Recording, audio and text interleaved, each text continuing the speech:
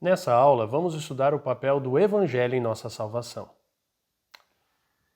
Quando nós falamos sobre o Evangelho, não estamos nos referindo somente aos 4 registros biográficos da vida de Jesus, Mateus, Marcos, Lucas e João, mas estamos falando sobre toda a história.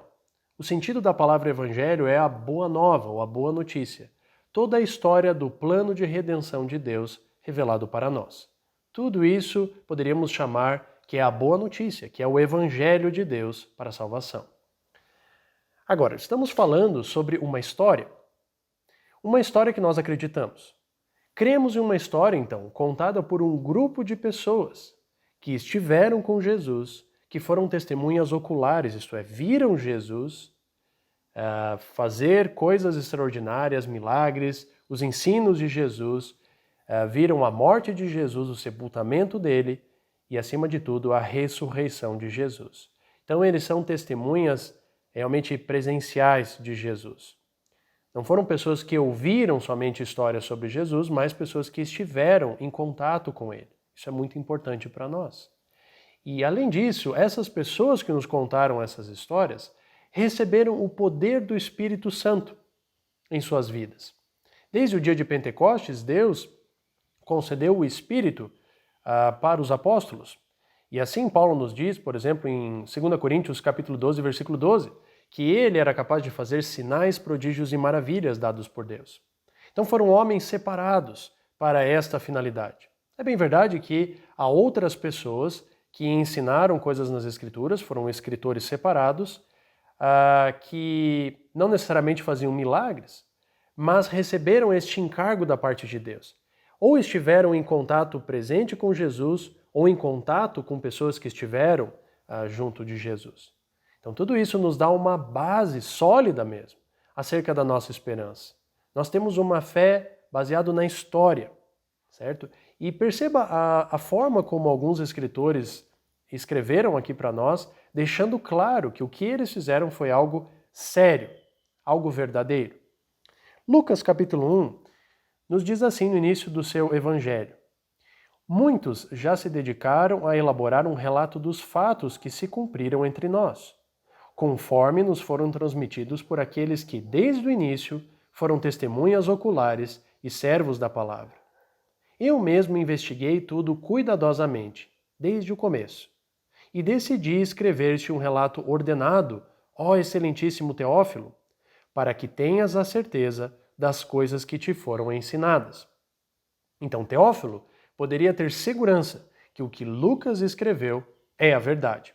Ele se esforçou para escrever um relato ordenado de tudo que Deus, Jesus Cristo, fez e viveu aqui na Terra.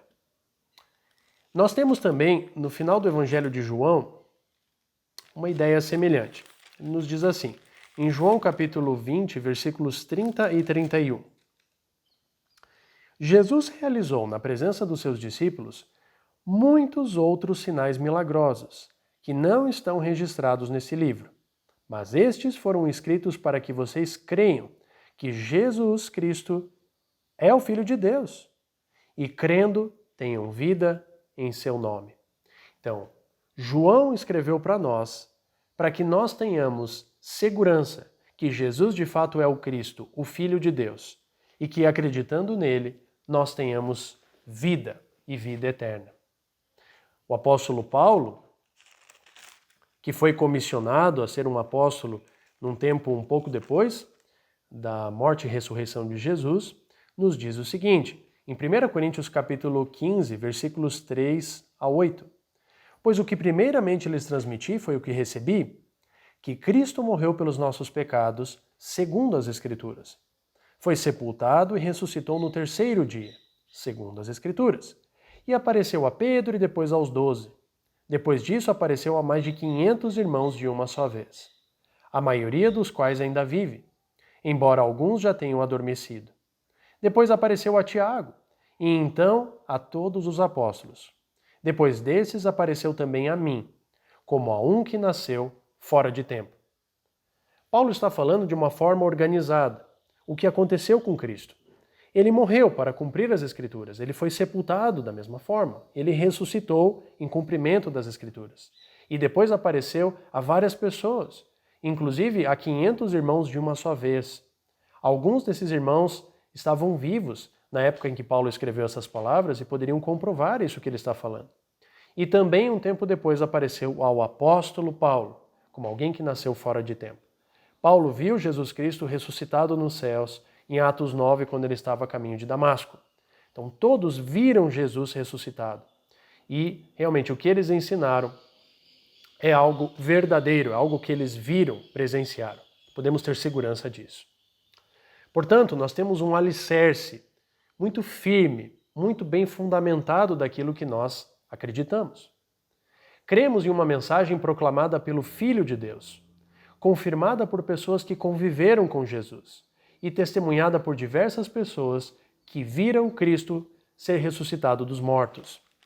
As palavras do autor de Hebreus, que provavelmente escreveu num tempo posterior, à época dos apóstolos, ele nos diz o seguinte, versículos 2 e 3. Porque se a mensagem transmitida por anjos provou a sua firmeza, e toda transgressão e desobediência recebeu a devida punição, como escaparemos nós se negligenciarmos tão grande salvação? Esta salvação, primeiramente anunciada pelo Senhor, foi-nos confirmada pelos que a ouviram. Deus também deu testemunho dela por meio de sinais, maravilhas, diversos milagres e dons do Espírito Santo, distribuídos de acordo com a sua vontade.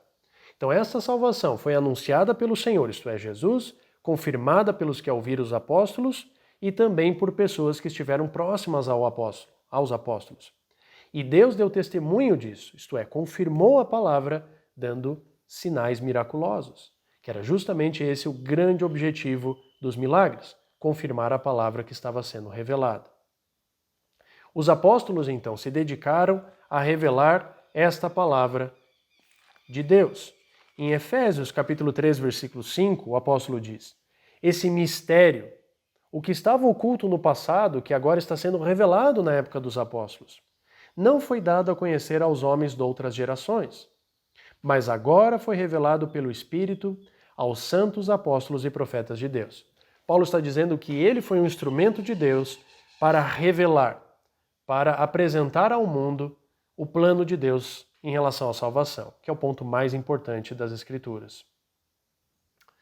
Muito bem, sabemos então que Deus criou todas as coisas por meio de sua palavra. Ele disse em Gênesis capítulo 1, para se fazer as coisas, e as coisas foram feitas, pelo poder de Deus, pela sabedoria dele. Ele falou e aquilo se cumpriu. E também decidiu recriar um novo homem, também a partir da sua palavra. Deus quer produzir um novo homem, a salvação da nossa vida, a santificação do nosso ser, mediante a palavra que foi revelada. O apóstolo Paulo acreditava no poder da mensagem de Deus para proporcionar salvação para nós. Ele nos diz em Romanos capítulo 1, versículo 16, pois não me envergonho do Evangelho, porque o Evangelho é o poder de Deus para a salvação. O Evangelho é um instrumento dado por Deus para produzir salvação em nós. Pois, por meio do Evangelho nós podemos ter fé. Nós podemos saber o que Deus fez e o que Ele quer de nós. Então é no Evangelho que é revelada a justiça de Deus, que é revelado o pecado, que é mostrado para nós o que devemos fazer para corrigir esse pecado, o que Deus quer fazer na nossa vida. Então o Evangelho é o poder de Deus para a nossa salvação. Precisamos conhecer o Evangelho para sermos salvos. Também devemos entender que o Novo Testamento possui toda a vontade de Deus para nós. Nas palavras do apóstolo Pedro, em sua segunda epístola, 2 Pedro capítulo 1, versículo 3, ele nos diz que todas as coisas que foram dadas para a vida e para a piedade, não é? Que nos conduzem à vida e piedade, nos foram dadas. Deus nos deu tudo para termos vida, para mantermos comunhão com Ele.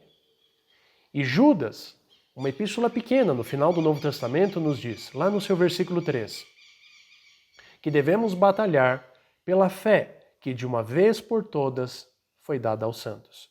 Precisamos entender que tudo o que Deus quis para a nossa salvação nos foi revelado e conhecemos isso por meio da sua palavra.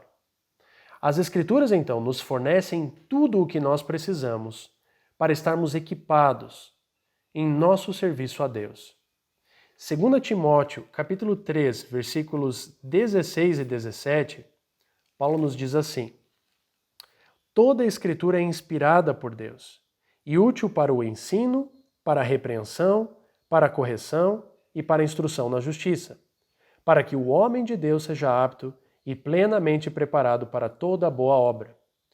Toda a Escritura revelada por Deus nos prepara, nos ensina, nos instrui, nos corrige, nos guia na justiça, para que nós estejamos preparados em nosso serviço a Deus.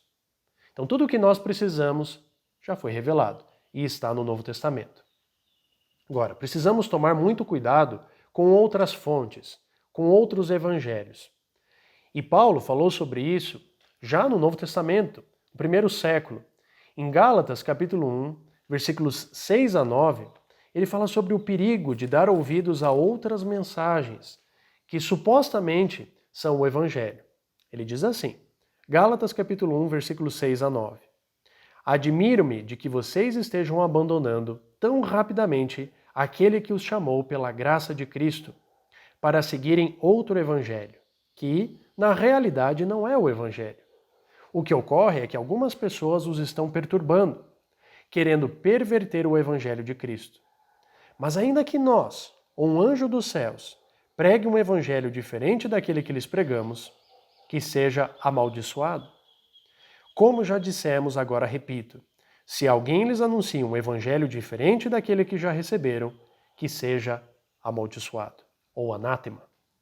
Então Paulo está dizendo que mesmo que um anjo dos céus, ou até mesmo um outro apóstolo, ensinasse um evangelho diferente daquele que eles receberam, daquele que nós recebemos, que seja amaldiçoado.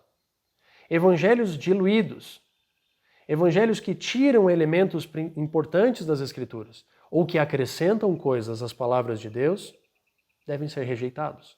Estão debaixo da maldição de Deus.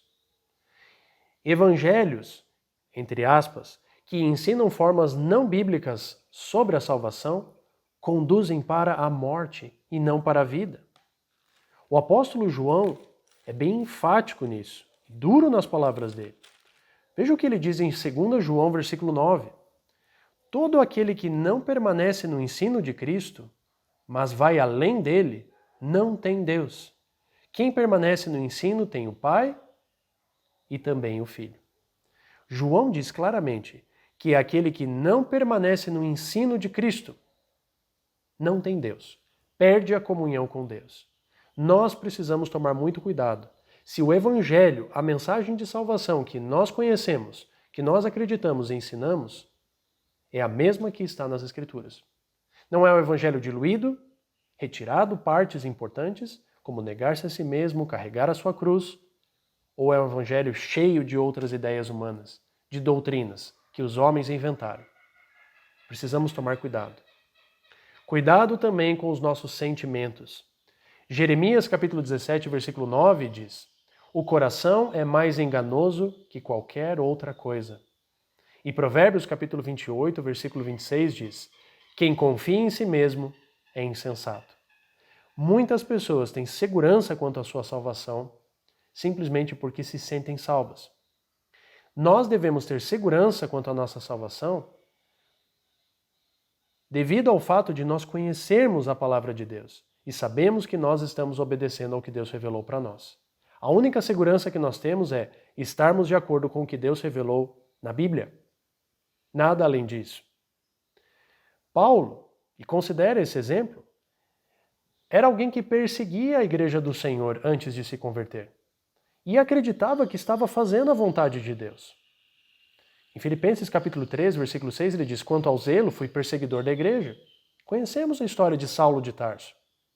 Ele era sincero no que estava fazendo, mas estava sinceramente errado. Paulo precisava de uma mudança completa na direção de sua vida. Mesmo agindo com sinceridade, ele não estava fazendo aquilo que agrada a Deus. E precisava se arrepender. Lembremos-nos da importante advertência de Salomão em Provérbios capítulo 14, versículo 12.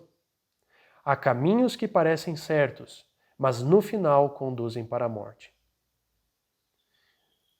Não vamos confiar em nossos sentimentos, ou aquilo que a gente acredita, aquilo que a gente acha que é o certo. Vamos confiar e depender naquilo que Deus revelou para nós por meio das Escrituras. Com todas essas informações, aprendemos que Deus revelou a sua vontade e declarou a importância dela. Há somente um Evangelho Salvador, e é aquele que consta nas Escrituras. Essa é a única maneira de nos afastar das discordâncias e contradições das doutrinas humanas, termos acordo doutrinário e, acima de tudo, obtermos uma plena certeza, uma segurança, uma paz de que nós estamos obedecendo ao plano de Deus para a salvação. Muito obrigado por acompanhar até aqui.